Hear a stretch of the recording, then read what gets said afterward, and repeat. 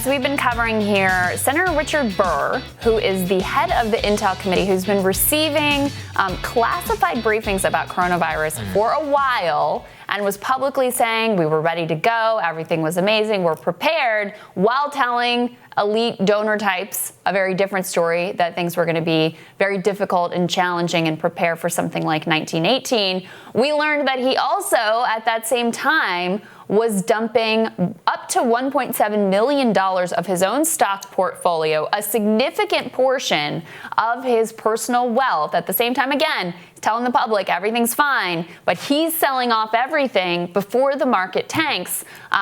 We watched last night, and Tucker Carlson immediately came out very strongly on this. He did. So Tucker came out. He immediately called. He said that if the circumstances are true, that Burr should resign and possibly be investigated for insider trading. Let's take a listen to what he said. So you may have seen the news reports this afternoon. The chairman of the Senate Intelligence Committee sold more than $1 million in stock in mid-February after learning how devastating the Chinese coronavirus could be. He had inside information about what could happen to our country, which is now happening, but he didn't warn the public. He didn't give a primetime address. He didn't go on television to sound the alarm. He didn't even disavow an op-ed he'd written just 10 days before claiming America was, quote, better prepared than ever for coronavirus. He didn't do any of those things. Instead, what did he do? He dumped his shares in hotel stocks so he wouldn't lose money. And then he stayed silent. Now, maybe there's an honest explanation for what he did. If there is, he should share it with the rest of us immediately. Otherwise, he must resign from the Senate and face prosecution for insider trading.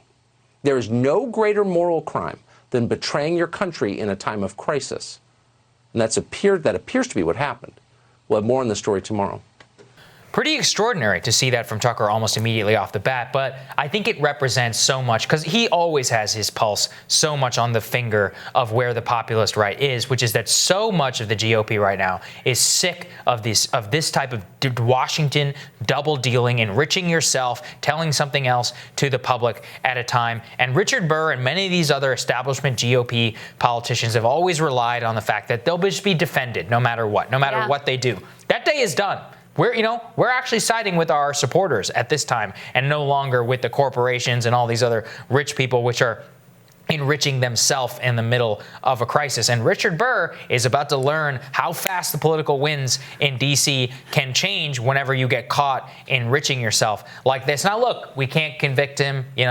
Maybe there's some extenuating circumstances. And you and I will be fair. Let's hear all of it. I want to hear his exact timeline, daytime, his real explanation for why he did what he had to do. But there has to be an investigation immediately so that Americans know that even their leaders are not, they are not going to be past this type of behavior, and it will be allowed in a time of crisis. And it matters. It's a hard place for Democrats to be in watching Tucker, who, look, some of the things he says, I have issues with, right? He's not a perfect actor in any of this, but to watch him sort of emerge as a voice of moral clarity here, and they have to sort of acknowledge that. And it really matters. We covered how he also was the person who flew down to Mar-a-Lago and basically shook Trump and said, you have to take this seriously. Yeah. That was a critical turning point in this whole crisis where he actually started to engage and at least try to do something rather than denying the reality that's unfolding before us. But what happens when you have someone like that who's a high-profile media figure who may not want to have all the responsibility that's on his shoulders at this point, but that's where we are. When he takes that line, it gives others permission. And the cover, exactly. The cover to come in behind it and take that line. Because, look, the reality is most of these media people are sheep.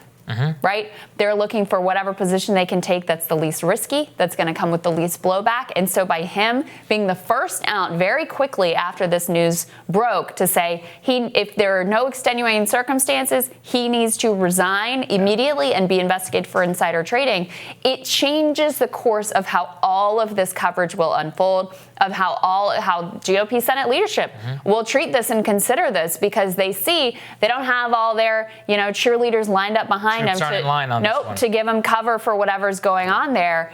In this time, the Tucker leading the way, they are siding with the American people and the outrageousness of this conduct. And they don't care whether it's an R or D by the name, and neither do we for that matter. Any Democrats who are doing this stuff need to go as well. Yeah, there you go. I could care less whatever the letter is next to his name. If you do this, you're corrupt and you should go. And that's Tucker's position. I think I cannot applaud him more for moving the window, giving cover to the GOP for investigating him, denouncing him. We haven't seen that yet from his colleagues, but I expect it to start coming pretty soon. And if there's an investigation, I think McConnell has to at least do one of these ethics investigations. And once you do that, the subpoenas start flying, SEC and all that stuff gets involved. My suspicion on these things is it's always going to get dirtier the more that you uncover than it is before it gets better. Yeah, I think that's exactly right. And you know, it's a remarkable turn of events, I think, to see, because we're so used to cable news just being cheerleading for their side, right? Seeing no evil on their side, Team D over here and Team R over here.